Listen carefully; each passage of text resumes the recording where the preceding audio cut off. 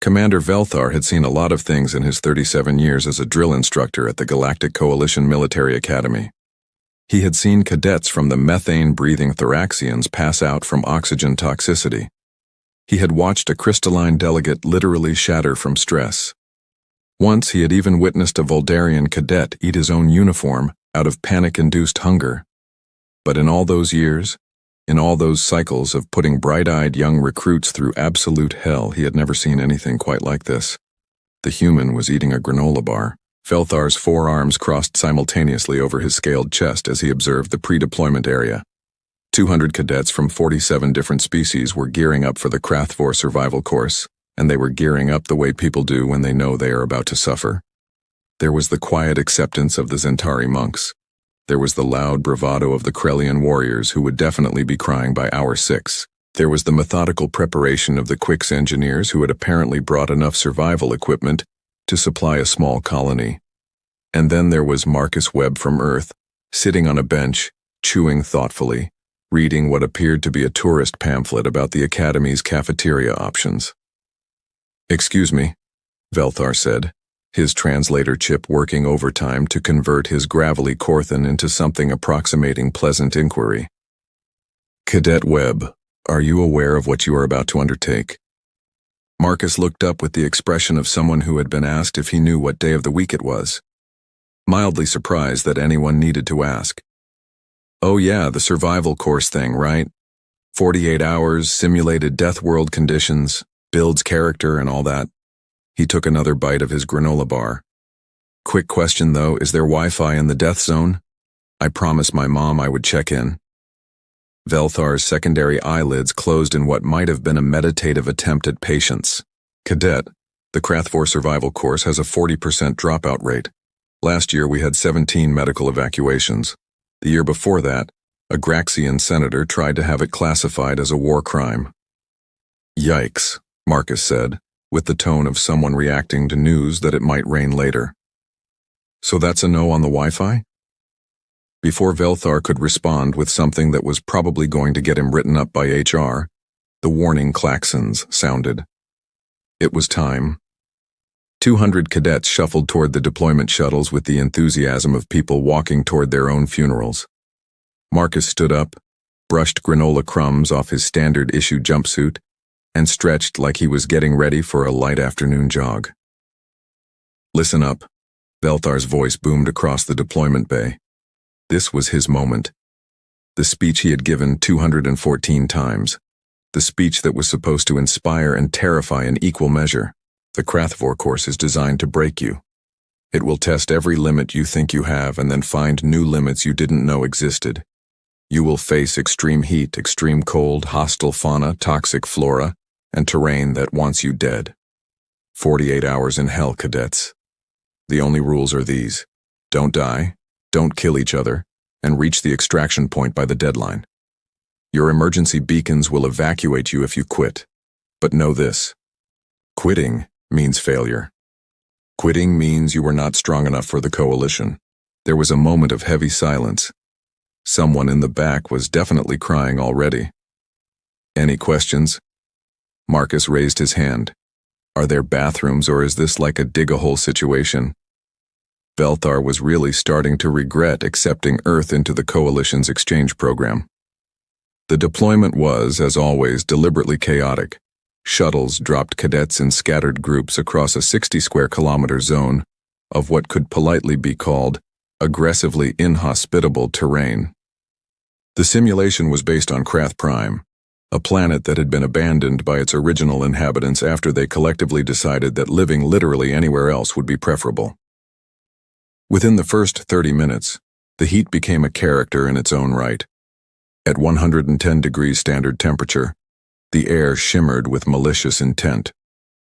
The sun, or rather the 3 orbital heat lamps that made up the simulation's sun, beat down with the intensity of a cosmic bully who had found someone's lunch money. Cadet Crix, a mantoid from Kitros whose exoskeleton was already showing stress fractures, had immediately taken charge of a group of 7 cadets. He had color-coded supply packs. He had a 20-page strategy document. He had contingency plans for his contingency plans. He was, in his own clicking words, going to ace this thing with pure preparation. He was also visibly panicking. Water rations, Crix chittered to his group, mandibles clacking with stress. 0.5 liters every 4 hours, no more. The recyclers can only do so much. Nearby, Norva, a gaseous ethereal contained in what looked like a very stressed-out hazmat suit, was having what could only be described as an existential crisis. Why did I enlist? Norva's voice emanated from the suit's speaker in wavering tones. I'm literally not built for this. I don't even have a body in the traditional sense. What am I trying to prove? That you are strong, Crix said, though he sounded like he was trying to convince himself. That you can endure. I'm gas, Crix, gas. I'm having an identity crisis in a tin can. 3 hours in, the first evacuations began. A Grellian cadet simply laid down and activated his emergency beacon, muttering something about how his father was right, and he should have gone into accounting. A pair of Zentari monks followed soon after when one of them hallucinated that the rocks were judging him. By hour 4, the dropout count was at 15 and climbing. Meanwhile, Marcus Webb had found a nice shady spot under a rock outcropping and was doing stretches. Not survival stretches, not emergency medical stretches. Casual morning jog in the park stretches. One leg extended, reaching for his toes, humming what the translator chip was rendering as something called "Don't Stop Believing." Velthar, watching from the command center through dozens of monitoring drones, felt his jaw drop in a way that was probably not befitting a commander of his stature. What is his heart rate? He demanded. The monitoring tech, a nervous Quix named Pip, checked her screens. 72 beats per minute, sir. That's impossible. The ambient temperature is 110 degrees. His heart rate should be elevated. His stress hormones should be spiking. Is his tracker malfunctioning? All biometrics are reading normal, sir. He's just calm. On screen, Marcus finished his stretches and started walking. Not the desperate, water-conserving shuffle of the other cadets. A casual stroll. He even waved at a monitoring drone like he was greeting a neighbor. This is day 1, Velthar muttered. It's always day 1 that separates the quitters from the stubborn fools. Back in the simulation, Crix's group had encountered their first major obstacle, a stretch of volcanic rock fields that retained heat like a grudge. The ground was quite literally hot enough to damage their boots. Cross quickly, Crix ordered, his tactical mind overriding his desire to curl up and weep. Minimize contact time. Step lightly. His group began the agonizing crossing, hopping from rock to rock like the world's most miserable game of hopscotch. Halfway across, they encountered Marcus coming from the opposite direction. Oh hey, Marcus said cheerfully. You guys doing the zigzag pattern too? Smart. Distributes the heat exposure. Crix stared. You're not wearing your thermal insulation booties. Marcus glanced down at his standard boots. Oh, was I supposed to? The equipment list was like 10 pages and I kinda skimmed it. Your feet should be cooking. I mean, it's warm, yeah. Feels like walking on a beach back home. Maybe a bit warmer. I went to Death Valley once and that was pretty toasty. Death Valley, Crix repeated slowly. Your planet has a place called Death Valley and you went there voluntarily? Oh sure, it's a tourist spot. Hottest place in North America. Gets up to like 130 degrees in the summer. My dad wanted to see it, so we made a road trip out of it. Pretty cool, actually. Well, not cool, the opposite of cool, you know what I mean.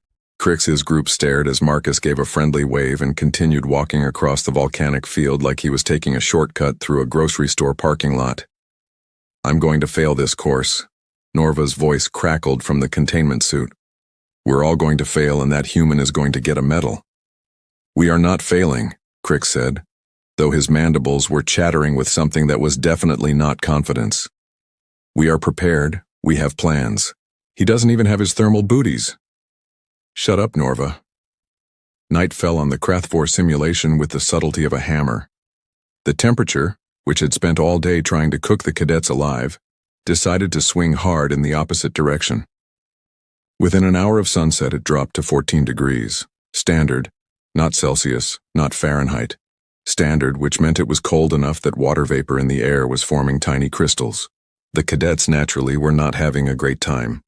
Crix's group had managed to huddle together for warmth, which sounds nice in theory but in practice meant that 7 different species, with 7 different optimal temperature ranges, were all equally miserable in close proximity.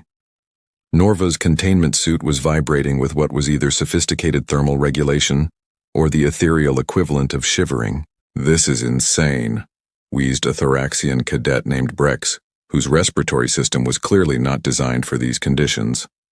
"How does anything survive in this?" "By being tougher than you," Crix snapped, though his exoskeleton was making concerning creaking noises. "We knew there would be temperature fluctuations. We prepared for this." "Prepared," Norva moaned. "We have 2 thermal blankets for 7 people. That's not preparation, that's optimistic delusion." "Would you prefer to activate your beacon and evacuate?" "Yes, actually. I would prefer that very much. But my father's voice keeps echoing in my head saying, 'Norva, you're literally made of gas. How can you fail at anything?' And it's really complicating my decision-making process." While they bickered, Marcus was about 50 meters away, and he had built a shelter. Not a crude huddling spot, not a desperate pile of rocks. An actual, honest-to-goodness shelter with a windbreak, a thermal reflection setup using his emergency blanket, and what appeared to be a small depression dug to minimize heat loss. He had accomplished this in approximately 15 minutes, using what he would later describe as basic camping skills from Boy Scouts. He was now sitting in his shelter, eating another granola bar, looking cozy. Crix noticed because one of his group members pointed and made a sound that was somewhere between a whimper and an accusation. "How?" Marcus looked over and waved. "Oh hey, you guys need help? I've got some extra space if you want to squeeze in." There was a moment where pride warred with hypothermia. Hypothermia won. 10 minutes later, Crix's entire group was crammed into Marcus's shelter like the world's most awkward sleepover. Marcus had somehow made it work, repositioning the windbreak and redistributing the thermal blankets with the casual competence of someone who had done this before. "Where did you learn this?" Crix demanded, his pride bruised, but his carapace significantly warmer. "Oh, you know, summer camp, family camping trips. That one time I got lost hiking in the Rockies for like 6 hours. Marcus shrugged. "My dad's really into outdoor stuff. Always said it builds character. I thought it just built mosquito bite tolerance, but I guess the shelter thing stuck." "Your people do this, recreationally?" "Well, yeah, I mean, not everyone, but it's pretty common. Camping, hiking, backpacking. Some people are really into it. There's this whole thing called ultralight backpacking where you try to carry as little as possible and just survive on skills. It's like a hobby." Norva's suit speaker crackled with disbelief. "You're telling me that on your planet people voluntarily put themselves in survival situations for fun?" "I mean, when you say it like that, it sounds weird." Before anyone could respond, the shelter's perimeter alarm buzzed. Something was approaching, something big. Marcus poked his head out and then immediately pulled back in. "Okay, so there's like a really big lizard thing out there and it looks annoyed." Through the shelter's gap, they could see it. A Krathstalker, one of the simulation's infamous predators. 3 meters long, covered in overlapping plates, with a jaw that suggested its diet consisted of things that screamed. It was circling the shelter with clear intent. "Emergency beacon," Brex wheezed. "I'm activating my emergency beacon." "No," Crix hissed. "We can wait it out. It will leave eventually." The stalker roared, which was less of a sound and more of a declaration that someone's day was about to get significantly worse. Marcus stood up. "What are you doing?" Crix's voice went up an octave. "Scaring it off. That is not a thing you can do to a Krathstalker." Marcus stepped out of the shelter, spread his arms wide, and yelled.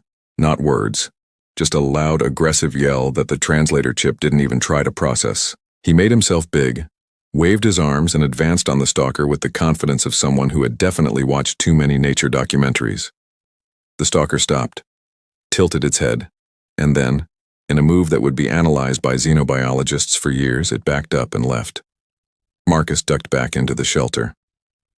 Okay, that worked better than expected. Most predators don't actually want to fight, they just want easy meals. If you make yourself look dangerous and loud, they usually back off. Cricks's mandibles hung open. That should not have worked.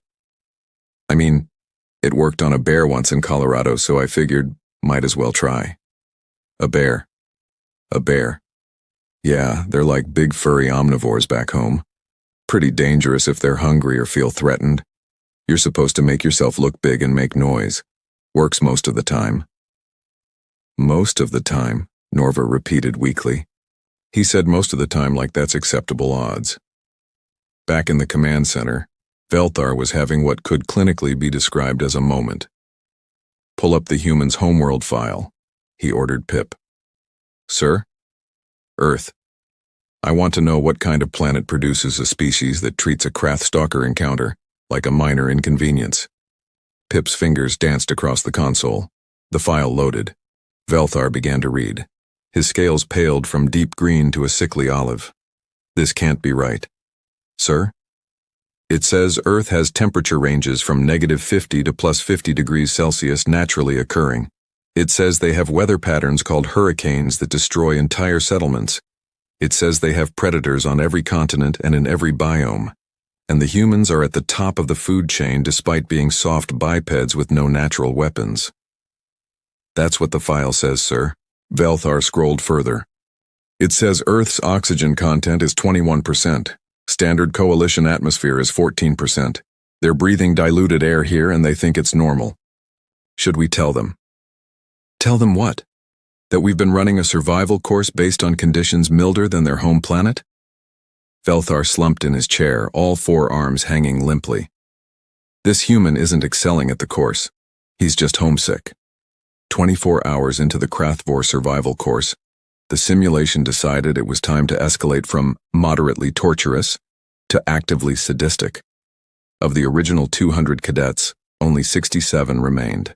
The rest had either evacuated voluntarily or been medically extracted after suffering from heat exhaustion, hypothermia, dehydration, psychological breaks, or in one memorable case, an allergic reaction to the simulated dirt.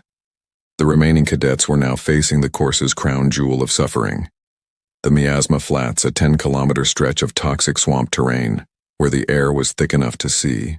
The ground was questionable at best, and the atmosphere had an oxygen content that made breathing feel like sucking air through a coffee stirrer.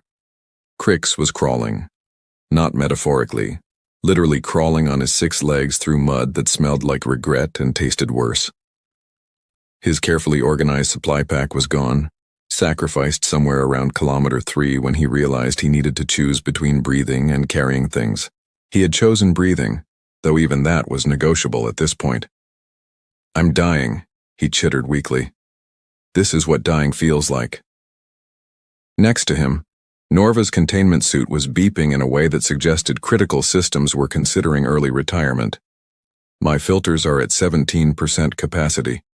The toxic particles are compromising my containment integrity. I can feel myself literally degrading.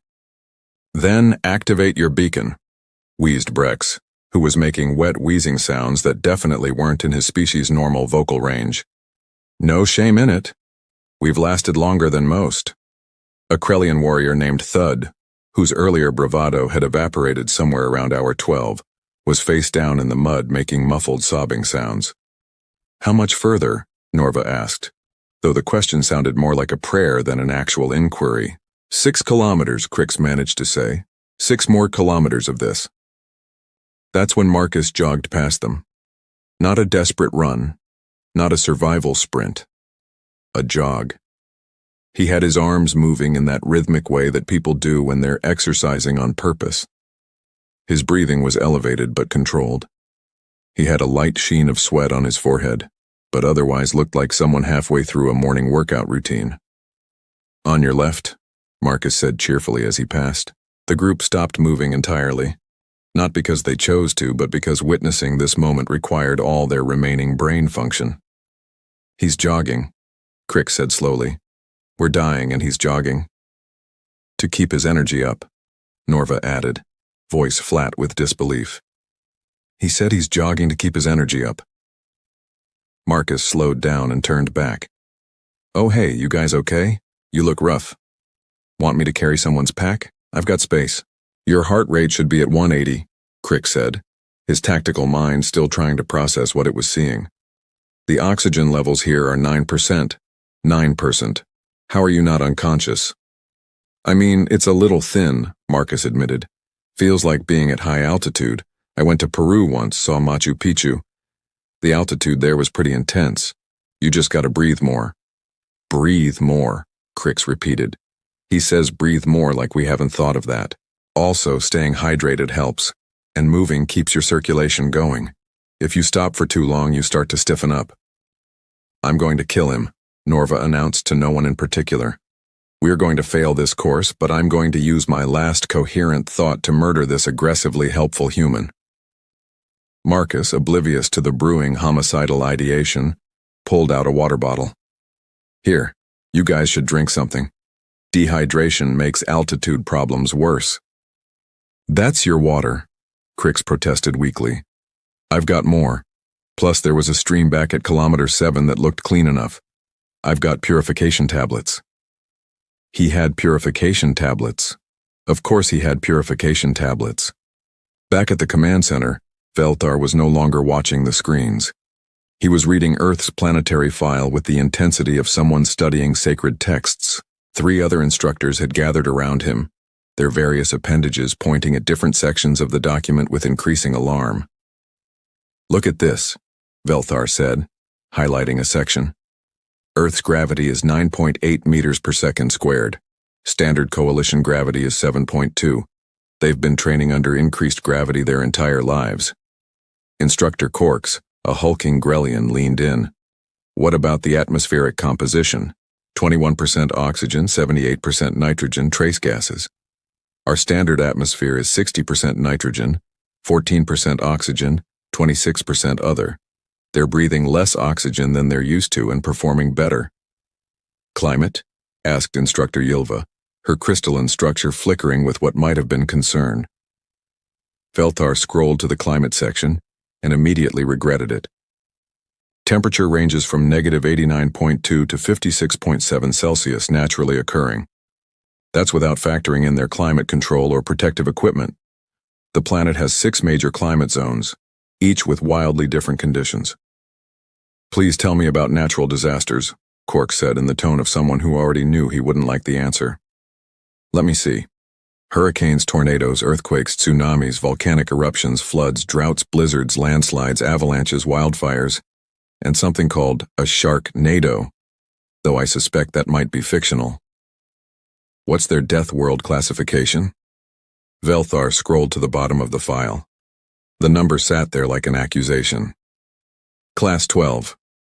The room went silent. Class 12 was the maximum rating. It meant a planet was actively trying to kill everything on it at all times, through multiple simultaneous means. The Krath-4 course is based on conditions from Krath Prime, Ylva said slowly. Krath Prime is Class 9. I'm aware. So we've been testing cadets using conditions that are milder than this human's home planet. Yes. And he signed up thinking it was what, a field trip? Veltar pulled up Marcus's enrollment file. His forearms went limp again. He's not even a military cadet. He's an exchange student studying xenobiology. He thought this was an elective course. On the screens, Marcus had reached the checkpoint station ahead of schedule.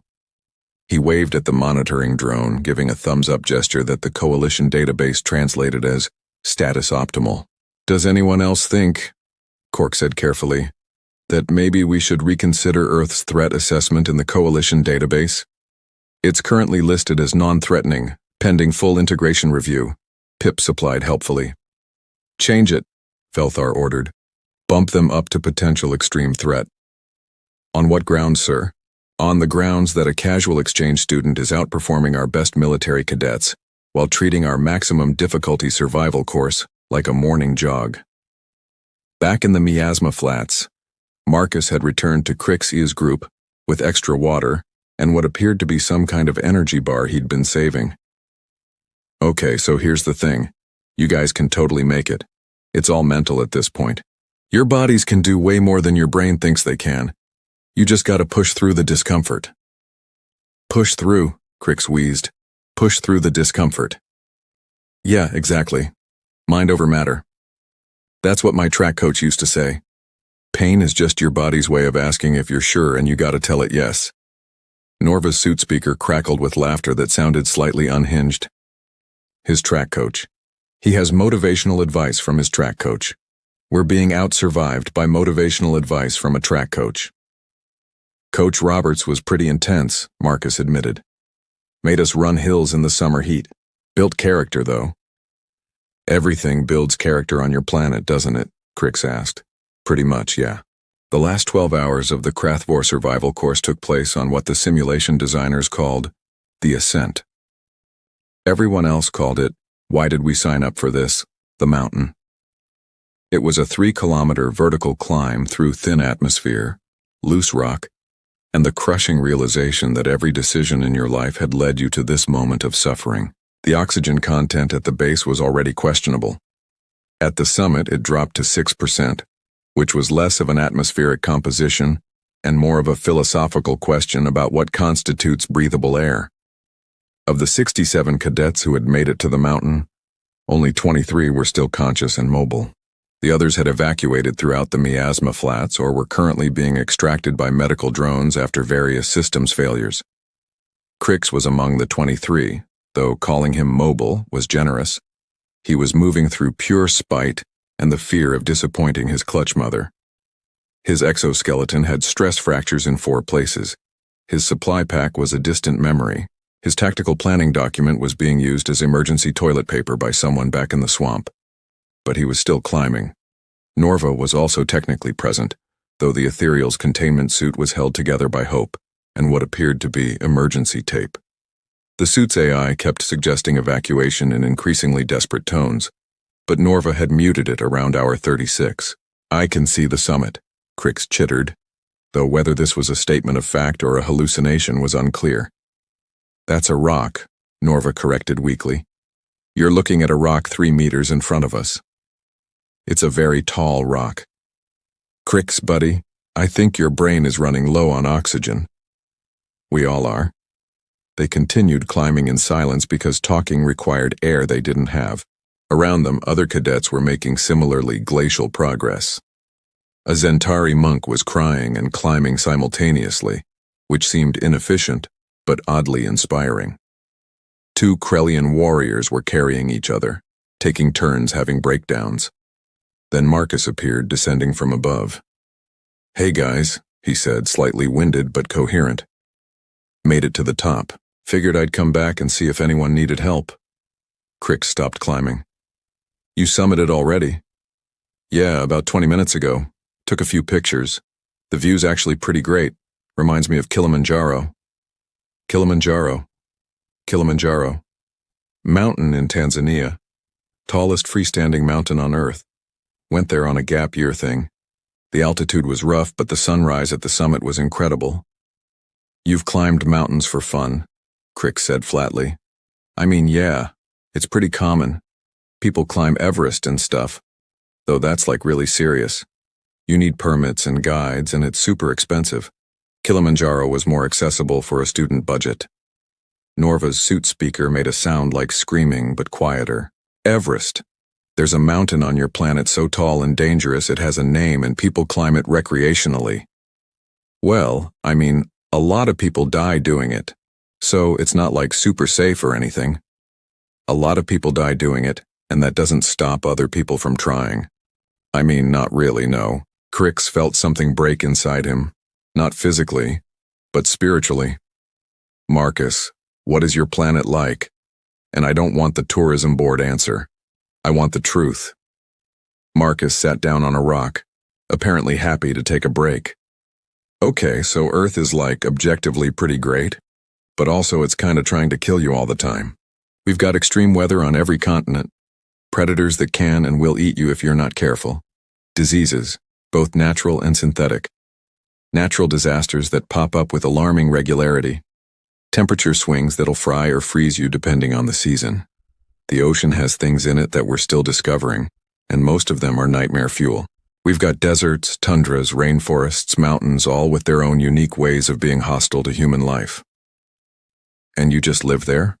Norva asked. You just decided as a species that this was fine. We didn't really have a choice. It's our home. You adapt or you die, you know? So we adapted. We developed endurance hunting because we could track prey longer than they could run. We developed tool use because we didn't have claws or fangs. We developed complex social structures because survival was easier in groups. We basically min-maxed ourselves into being persistence predators with anxiety and opposable thumbs. The Krathvor course is based on Krath Prime, Crick said quietly. Krath Prime is classified as a Class 9 death world. Oh yeah? What's Earth classified as? Class 12. Marcus blinked. Wait, what's the scale go up to? 12. Oh. Marcus processed this for a moment. So this course is like easier than my home planet? Significantly. Huh. Marcus stood up and stretched. That explains why I've been feeling kinda homesick. This is actually pretty mild by comparison. Somewhere in the command center, Velthar's soul left his body. Okay, Marcus said, clapping his hands together. Let's get you guys to the top. We've only got like 4 hours left, and I do not want anyone to miss the deadline after coming this far. You're going to help us? Crix asked. Well, yeah. I mean, that's what you do, right? Help people. Plus, you guys shared your rations with me back in the Miasma Flats. Teamwork and all that. For the next 3 hours, Marcus Webb, xenobiology exchange student from Earth, Class 12 Death World, basically became a one-man extraction team. He helped pull cadets over difficult ledges. He shared his remaining water. He offered encouragement that ranged from genuinely inspiring to aggressively optimistic. At one point, he literally carried a Thoraxian cadet on his back for half a kilometer, while making conversation about Earth's pretty diverse ecosystem. When Crix finally crested the summit, collapsing on the extraction platform with the energy of someone who had just completed a religious pilgrimage, he looked up at Marcus with compound eyes that held newfound respect and lingering trauma. You're insane, Crix chittered. Your entire species is insane. I mean, maybe a little, Marcus admitted, but it's the fun kind of insane. Norva's containment suit, held together by prayers and emergency sealant, plopped down next to them. If I survive this, I'm writing a thesis on human evolutionary psychology and why it explains everything wrong with the universe. Cool, Marcus said. Can I read it when you're done? 18 cadets made it to the summit before the deadline. It was the lowest completion rate in the Academy's history. Marcus took a selfie with the group, everyone looking various degrees of dead inside, and sent it to his mom with the caption, "Survived the field trip." The completion ceremony for the Krathvor survival course was traditionally a solemn affair. Cadets who finished received their completion certificates in a formal presentation, while the Academy's senior staff looked on with stern approval. It was meant to be dignified, a recognition of suffering overcome and character forged in the fires of adversity. This year's ceremony was less dignified and more of a group trauma processing session. 18 cadets stood in formation, which was generous because stood implied structural integrity that most of them no longer possessed. Crix was being held upright by a medical support frame. Norva's containment suit was literally held together with replacement parts and prayer. The Zentari monk who had cried his way up the mountain was still crying, though now it seemed more like relief than despair. Marcus stood among them, looking slightly tired but otherwise fine, like someone who had just completed a moderately challenging workout. Velthar approached the podium with the energy of someone who had spent the last 48 hours having an existential crisis.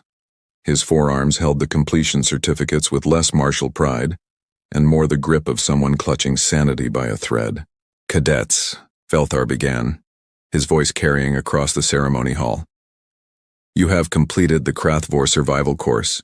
You have faced extreme conditions, hostile environments, and the limits of your own endurance. You have earned the respect of this Academy and the Coalition.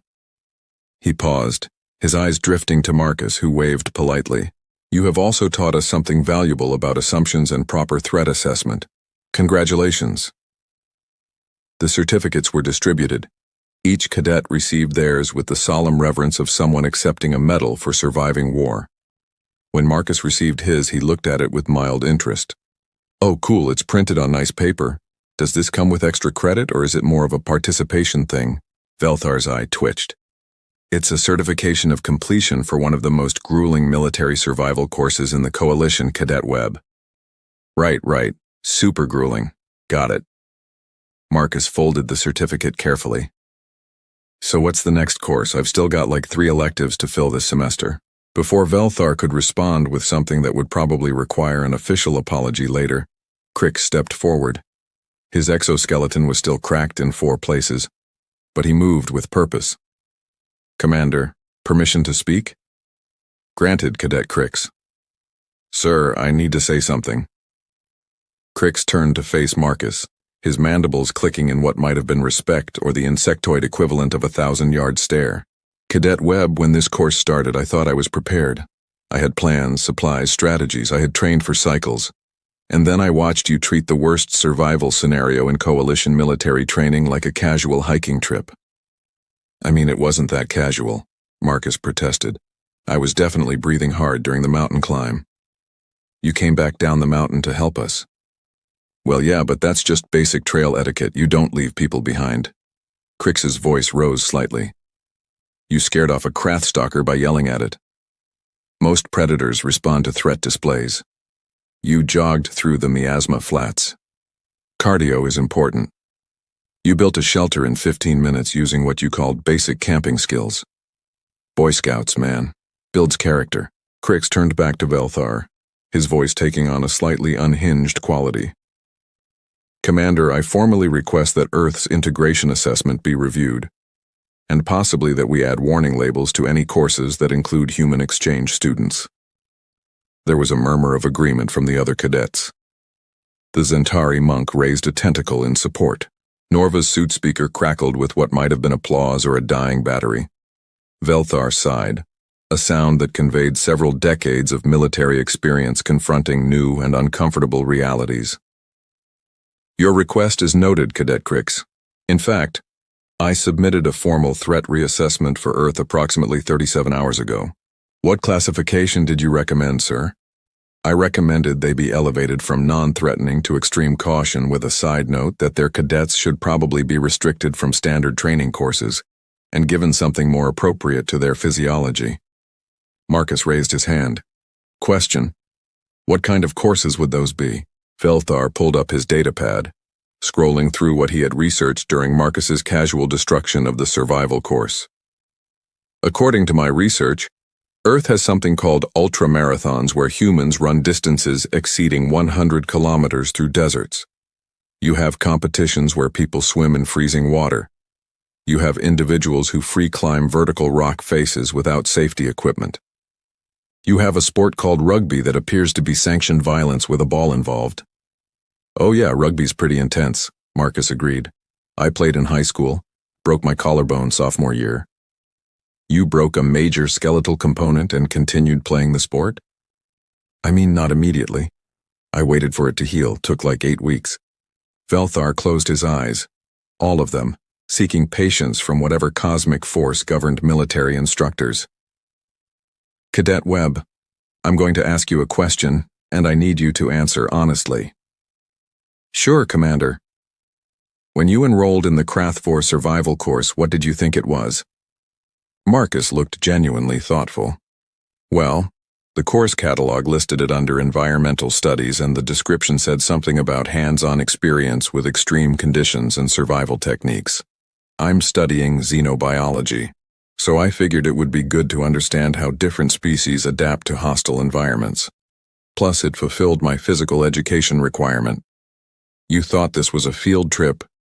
I mean, yeah, an educational field trip, with practical applications. The course description also mentioned that it was the Academy's most challenging endurance trial and had a 40% failure rate. Right, but I figured that was like, marketing, making it sound more intense than it was. Like when a syllabus says a class is really hard, but it's actually pretty manageable if you do the readings. The ceremony hall was silent except for the sound of Norva's containment suit wheezing through damaged filters. Cadet Webb, Velthar said slowly. This course is specifically designed to push Coalition military candidates to their absolute limits. It is based on conditions from one of the most hostile planets in known space. We use it to determine if cadets have the physical and mental fortitude to serve in extreme environment deployments. Oh, Marcus processed this. So this wasn't an elective? No. And the other cadets here, they're all actual military candidates? Yes. Huh. Marcus looked around at his fellow survivors, all of whom were staring at him with expressions ranging from awe to barely suppressed homicidal ideation. So when I asked if there was Wi-Fi in the death zone, that probably seemed weird, huh? Profoundly, Velthar confirmed. My bad. Probably should have read the full course description. Crix made a sound that might have been laughing or crying or both. He didn't even read the full course description. We trained for months, and he just showed up because it sounded interesting. In my defense, Marcus said, the course catalog is like 200 pages long and I had a bunch of classes to pick. I mostly just looked for things that sounded cool and fit my schedule. Velthar pulled up another file on his datapad, one he had been dreading showing anyone but felt was necessary given the circumstances. According to Earth's environmental data, your planet experiences regular temperature fluctuations that exceed anything we simulated in this course. Your atmosphere has higher oxygen content, so you've been operating at reduced lung capacity here. Your gravity is 36% higher than standard coalition gravity, meaning you've essentially been training with weights your entire life and didn't realize it. Wait, is that why everything feels kind of floaty here? I thought the station just had good anti-grav systems. That's normal gravity for most coalition species. Oh, that's actually really convenient. Makes carrying stuff way easier. Norva's suit speaker crackled. He thought the reduced gravity was a convenience feature. I'm going to decompose. I'm literally going to disperse into my component gases from the stress of this conversation. Velthar continued, driven by the need to fully understand what he had witnessed. Your planet also has multiple climate zones, extreme weather patterns, and predatory fauna across every major landmass and body of water.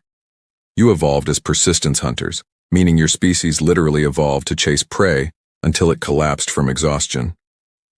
Yeah, we're pretty good at the long-distance thing, Marcus agreed. Humans aren't super fast or strong compared to a lot of animals, but we can just keep going. Sweat cooling is pretty efficient. Plus the whole bipedal thing helps with heat dissipation.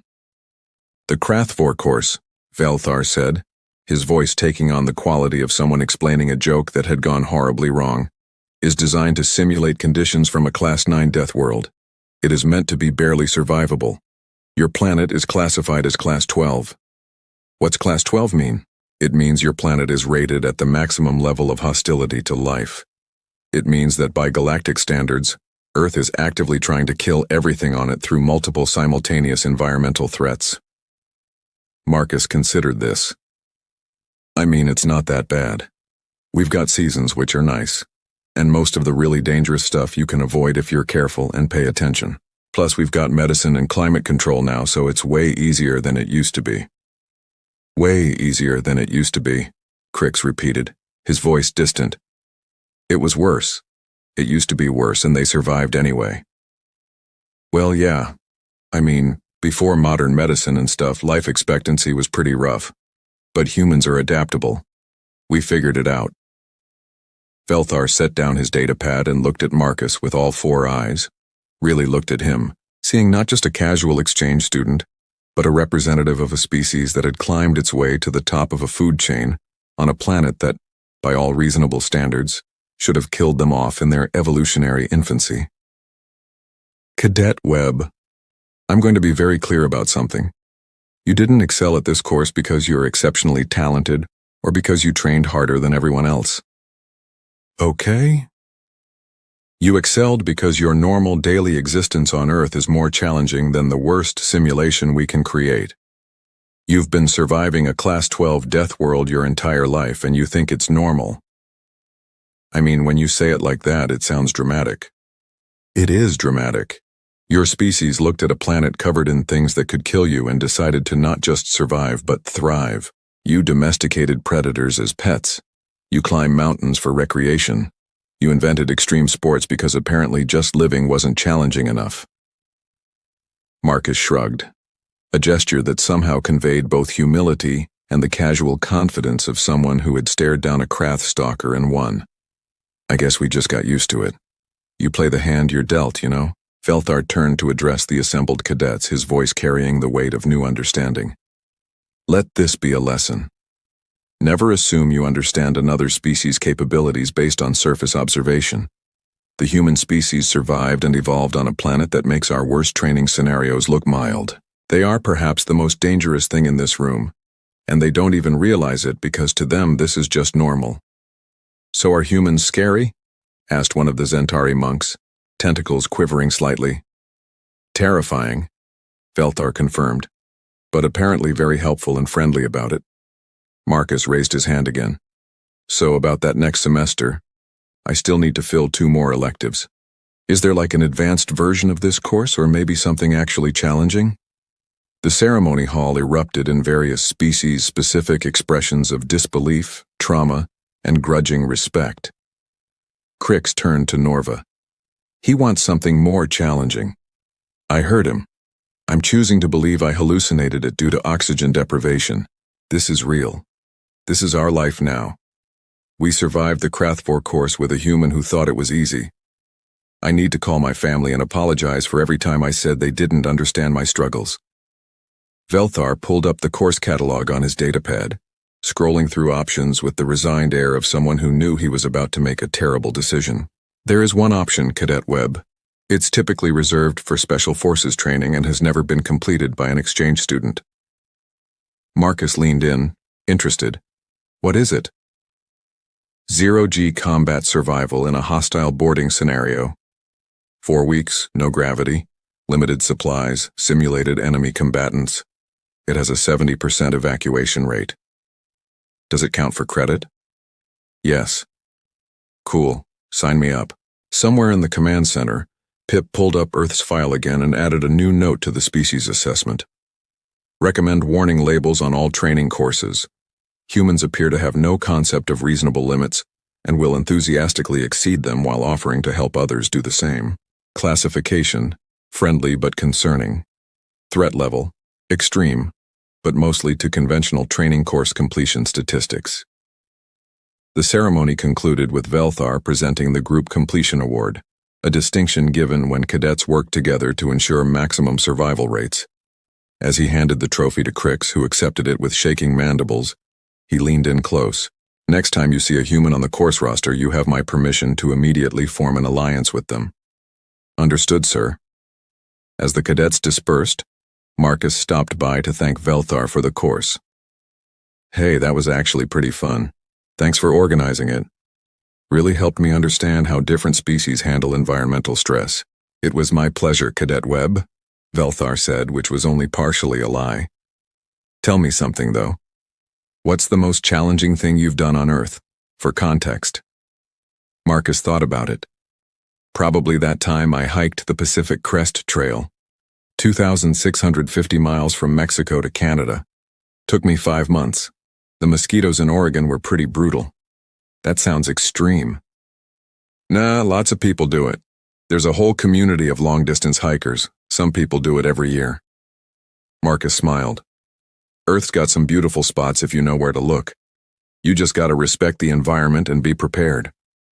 Velthar watched Marcus walk away, waving goodbye to Crix and Norva, and made a mental note to include Earth in the Coalition's list of planets that should probably come with a warning label. Not because they were hostile, but because their inhabitants thought everything else was easy. And that, Velthar reflected as he filed his final report on the course, was perhaps the most terrifying thing of all. The final incident report, filed 3 days later, included the following note. Recommend immediate review of all training courses for appropriate challenge levels relative to participant species homeworld classifications. Current human exchange student completed maximum difficulty survival course, while treating it as moderate difficulty educational field trip. Requesting budget increase for new extreme training scenarios that might actually challenge Class 12 Death World species. Also requesting trauma counseling for surviving cadets who now have existential questions about their own capabilities. In the mess hall, Crix and Norva sat across from Marcus sharing a meal. So you're really doing the 0G combat course next semester? Crix asked. Yeah, should be interesting. I've never done anything in zero-G before. Most species find it extremely disorienting. Probably, but hey, new experiences, right? That's what exchange programs are for. Norva's suit speaker sighed. You know what the worst part is? What? Marcus asked. I'm actually starting to find your optimism inspiring instead of terrifying. Marcus grinned. See? That's character building right there. I hate that you're right. Builds character, though. Stop saying that. But Marcus just smiled, took a bite of his sandwich, and started planning his next adventure, completely unaware that he had fundamentally altered the Coalition's understanding of what qualified as a dangerous species. And really,